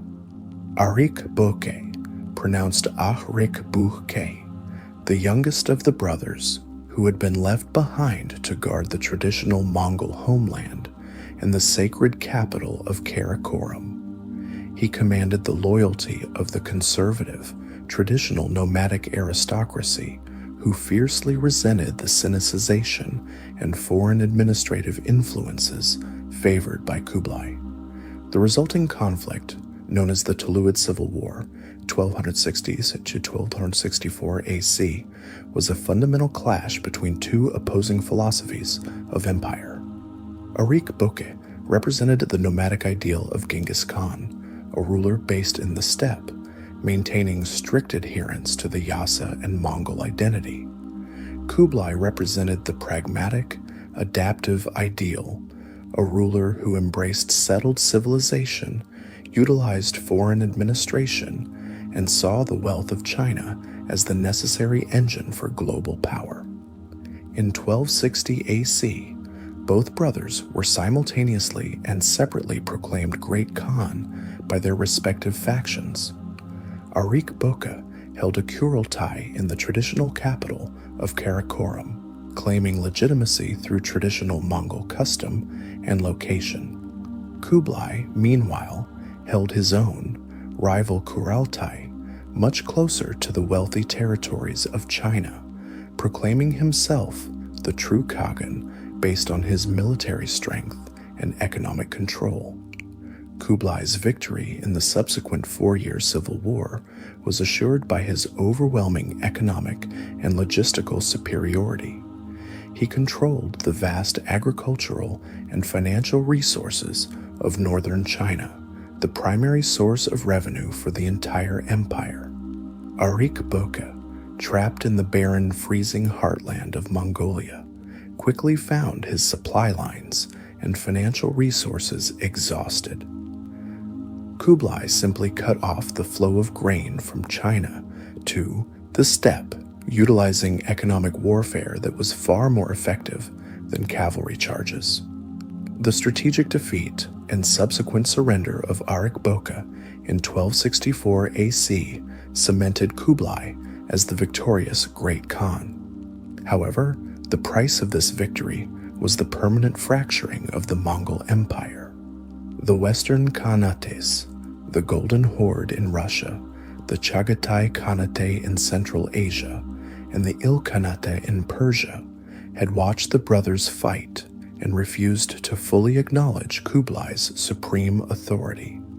They continued to pay lip service to the idea of the Great Khan, but in practical terms, they became politically and militarily independent states, often warring among themselves and with Kublai. The unified Mongol Empire forged by Genghis Khan effectively ceased to exist as a single political entity at this moment. It fractured into 4 distinct, sovereign successor states, bound only by their common Genghiside ancestry and the nominal respect for the Yasa: Kublai Khan and the Yuan dynasty. Having secured his position, Kublai Khan immediately turned to the final, necessary task: the complete conquest of the southern Song dynasty.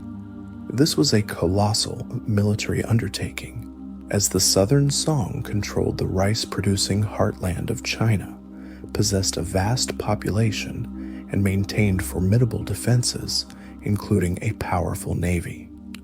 The final phase of the conquest was an arduous, systematic campaign relying heavily on naval warfare and riverine battles, skills the Mongols had had to acquire and master over decades. Generals like Bayan, pronounced Bayan, used overwhelming force and advanced siege techniques to slowly erode the Song defenses. The decisive blow was struck in 1276 AC with the capture of the Song capital of Hangzhou. The conquest was completed in 1279 AC at the Battle of Yamen, where the last remnant of the Song navy was destroyed and the young Song emperor drowned, signaling the absolute end of the Chinese dynasty. With the conquest of all of China complete, Kublai Khan made a final, profound declaration that permanently altered the identity of the eastern Mongol domain. In 1271 AC, even before the last of the Song resistance was extinguished, Kublai formally proclaimed the establishment of a new Chinese-style imperial dynasty, the Yuan dynasty, meaning origin or beginner. This act was not merely an administrative shift, it was a profound cultural and political statement. By taking a Chinese dynastic title, Kublai was no longer defining himself solely as the steppe conqueror. He was laying claim to the mandate of heaven, positioning himself as the legitimate successor to the long line of Chinese emperors. This was the ultimate expression of the pragmatic, flexible worldview that defined the Toluid line, prioritizing political stability and administration over nomadic purity. Kublai further cemented this shift by abandoning the traditional steppe capital of Karakorum, now deemed too remote and conservative, and establishing his imperial seat in Dadu, meaning Great Capital, the city now known as Beijing. Dadu became a massive, meticulously planned urban center, built in the traditional Chinese imperial style, but incorporating Mongol administrative efficiency. The governance of the Yuan dynasty was a unique synthesis of Mongol military rule and Chinese bureaucratic structure, often termed the dual administration. Kublai maintained a strict racial hierarchy to ensure Mongol control. The Mongols were at the top, holding all key military and governing positions. The Seimu, pronounced Sehmu, meaning assorted categories, were foreigners, Muslims, Persians, Europeans like Marco Polo, and Uyghurs, who were employed as crucial financial administrators, tax collectors, and technicians due to their specialized skills and lack of local Chinese allegiance. The northern Chinese, Han, and southern Chinese, Man, were placed at the bottom, systematically excluded from high government and military offices, though their traditional administrative structures were often maintained at the local level for practical governance. Kublai Khan's court in Dadu became a true global hub, characterized by unprecedented religious tolerance and a practical intellectual curiosity. Kublai maintained open communication with all faiths, Buddhists, Taoists, Muslims, and Christians, and sponsored scholars from across the vast Eurasian landmass. His court welcomed travelers, like the famous Venetian merchant Marco Polo, whose extensive accounts provided Europe with its first comprehensive window into the immense wealth and sophistication of the East. The reign of Kublai Khan saw the height of the Pax Mongolica, the Mongol peace. Although the empire had fractured politically, the unified legal and logistical framework established by Genghis Khan persisted. Trade routes, protected by Mongol military garrisons and standardized by the Yam relay system, made travel and commerce across Eurasia safer, faster, and more extensive than ever before. This period facilitated the unprecedented transfer of technology and ideas between East and West. Innovations in everything from printing, gunpowder, and mathematics to new forms of medicine and finance flowed freely between China, Persia, and Europe, creating a truly interconnected world system centuries before the age of exploration. The establishment of the Yuan dynasty in China represented the final evolution of Genghis Khan's empire. It proved that the Mongols were not simply raiders, but founders of dynasties capable of adapting to and ruling the world's most ancient and sophisticated civilizations. Yet the price of this political success was the permanent end of the unified vision. The empire was now 4 empires, each following its own distinct cultural and political trajectory. The Golden Horde was rapidly Islamizing, the Ilkhanate was rebuilding Persian civilization, and the Yuan dynasty was becoming increasingly Sinicized. The story of the Mongol Empire, begun by one man's relentless will on the desolate steppe, concludes with the lasting question of his legacy. Did he succeed in forging an eternal, unified empire, or did he merely unleash a temporary, devastating force that fundamentally restructured the world, leading to new, culturally diverse states that were only his in name? The final conclusion will synthesize the enduring global impact of the universal ruler, focusing on the ultimate paradox of his reign. The story of the Mongol Empire, begun by one man's relentless will on the desolate steppe, concludes with the lasting question of Genghis Khan's legacy. Did he succeed in forging an eternal, unified empire, or did he merely unleash a temporary, devastating force that fundamentally restructured the world? The final facts will synthesize the enduring global impact of the universal ruler, focusing on the ultimate paradox of his reign and the final decline of the great Khanates. The unified empire that Genghis Khan forged with such singular determination lasted barely 60 years after his death in 1227 AC. The inherent contradictions within the structure, the clash between nomadic traditions, and the necessity of settled administration, the rivalry among his ambitious descendants, and the sheer logistical impossibility of controlling such a vast territory without modern technology, inevitably led to its political dissolution into the 4 major independent successor states: the Yuan dynasty, the Golden Horde, the Chagatai Khanate, and the Ilkhanate. The Yuan dynasty in China, founded by Kublai Khan, was the first to fall to external forces. After Kublai's death, the dynasty faced decades of internal turmoil, famine, currency crises, and peasant rebellions, culminating in the Red Turban Rebellion in the mid-14th century. The Mongols were ultimately driven out of China by the native Chinese forces, who established the Ming dynasty in 1368 AC. The Yuan Mongols retreated back to the steppes, reverting to a smaller, nomadic political entity known as the Northern Yuan, ending the Mongol rule over the core of China. The Ilkhanate in Persia, established by Hulagu Khan, faced its own challenges. After initial massive destruction, the Mongol rulers eventually adopted the local Persian and Islamic culture and administration. The Ilkhans formally converted to Islam around the turn of the 14th century, signaling the end of their separation from the settled culture they ruled.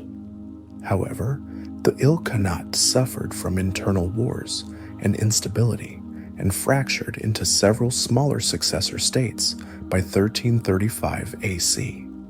The Chagatai Khanate in Central Asia remained staunchly conservative, constantly warring with the Golden Horde and the Yuan dynasty. It maintained a more traditional Mongol identity, resisting the full cultural embrace of Islam, and settled life for longer than its counterparts.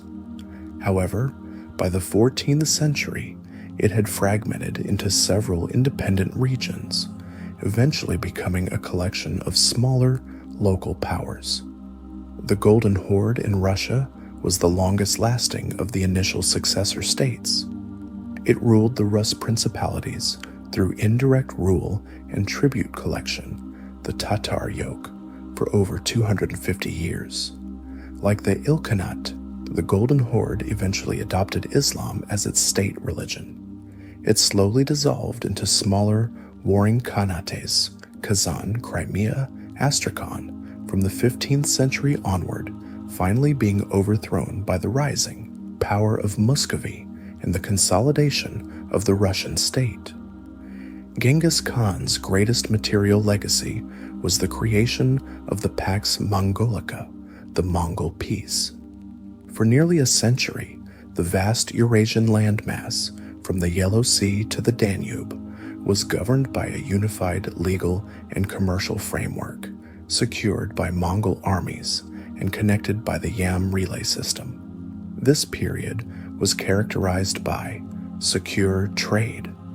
The Silk Road reached its peak of activity, with merchants like Marco Polo and goods traveling with unprecedented safety and speed.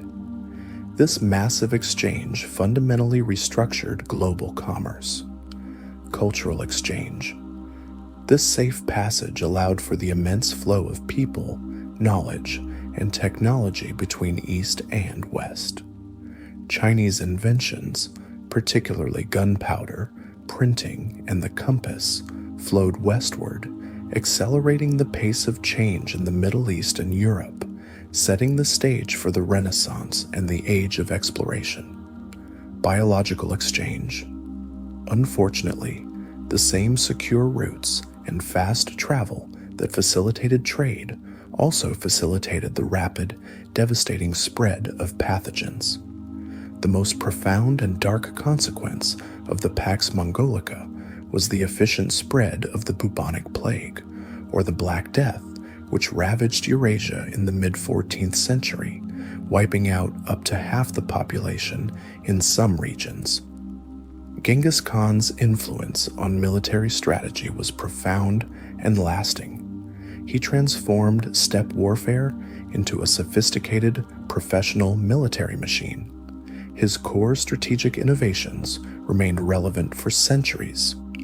Meritocracy, the abolition of aristocratic privilege in favor of promoting officers based solely on skill, loyalty, and competence, provided an unparalleled standard of discipline and effectiveness. Centralized command and control. The use of the Yam network for intelligence and communication allowed the centralized command structure to coordinate operations over vast continental distances, a feat unmatched until the modern era.